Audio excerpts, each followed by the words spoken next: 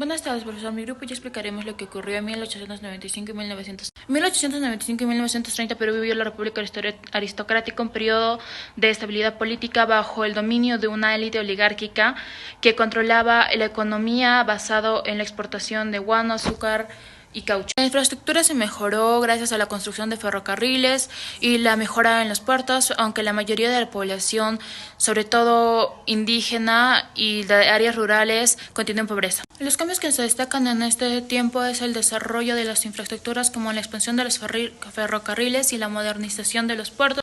Con la presidencia de Augusto Leguía en 1919 se implementó reformas agrarias y educativas y se fomentó la inversión extranjera. Sin embargo, su gobierno también fue autoritario, restringiendo libertades civiles y reprimiendo la oposición. La Gran Depresión de 1929 deterioró la economía, exacerbando las tensiones políticas y sociales, así marcando el fin de este periodo. En el periodo de 1895 a 1930, el Perú experimentó una serie de permanencias políticas que definieron su rumbo como nación. Tras la guerra civil que llevó al poder de Nicolás de Piérola en 1895, se consolidó una etapa de relativa estabilidad política conocida como la República Aristocrática. Este periodo se caracterizó por el dominio de una élite oligárquica que controlaba tanto el aparato estatal como la economía, especialmente a través del control de la exportación de materias primas como el guano y el azúcar. A pesar de los cambios de gobierno, hubo una continuidad en las políticas económicas liberales y un énfasis en la modernización de la infraestructura con la construcción de ferrocarriles y mejoras en los puertos. Sin embargo, estas mejoras no se tradujeron en un desarrollo equitativo para toda la población. Las condiciones de vida de la mayoría de los peruanos, especialmente en las zonas rurales y entre las indígenas, permanecieron precarias. El final de este periodo llegó con la crisis económica mundial de 1929, que exacerbó las tensiones sociales y políticas del Perú.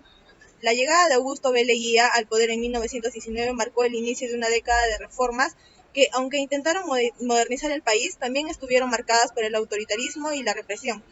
En resumen, las permanencias políticas de este periodo en Perú se caracterizaron por una estabilidad superficial sostenida por una élite poderosa, mientras las desigualdades sociales y económicas persistían en la base de la sociedad. Permanencias económicas en Perú 1895 a 1930. Durante el periodo de 1895 a 1930, el Perú experimentó importantes permanencias económicas que moldearon su desarrollo. La economía peruana estuvo marcada por la dependencia en la exportación de materias primas, especialmente el guano y luego el azúcar y el algodón. Estos productos permitieron un crecimiento económico, aunque también generaron una vulnerabilidad estructural debido a la dependencia de los precios internacionales. La inversión extranjera jugó un papel crucial en esta era, con capitales británicos y estadounidenses, dominando sectores clave como el ferroviario y la minería. Sin embargo, esta influencia externa provocó una distribución desigual de la riqueza y limitó el desarrollo de una industria nacional robusta. La oligarquía terrateniente mantuvo su poder económico y político, perpetuando un sistema feudal que marginaba a gran parte de la población, especialmente a comunidades indígenas y campesinas. Este control se reflejó en políticas que beneficiaban principalmente a los intereses de los grandes hacendados y empresarios. El Estado peruano mostró poca intervención en la economía, lo que permitió a las élites económicas consolidar su posición. Sin embargo, surgieron movimientos sociales y laborales que demandaban reformas, marcando el inicio de una conciencia colectiva en busca de justicia social y equidad económica.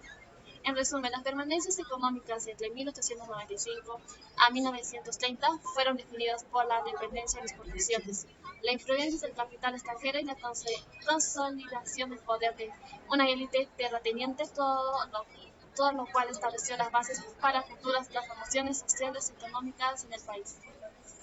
Permanencias sociales en el Perú entre el año 1895 y 1930.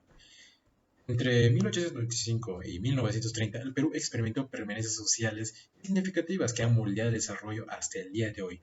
Durante este periodo, la estructura social permaneció alteradamente estratificada, con la élite terrateniente controlada con la economía y la política, perpetuando una desigualdad arraigada desde la época colonial. Los campesinos y las comunidades indígenas continuaron viviendo en las condiciones precarias, enfrentando explotación laboral intensas en las haciendas. A pesar de algunas reformas propuestas, sus situaciones no mejoraban sustancialmente, perpetuando la pobreza y la marginación de estos grupos. La discriminación racial y étnica contra las poblaciones indígenas y afroperuanas también persistió. Estos grupos se enfrentaron a la exclusión social, limitando su acceso a la educación, justicia y servicios básicos, lo que reformó las barreras de la desigualdad en la sociedad peruana.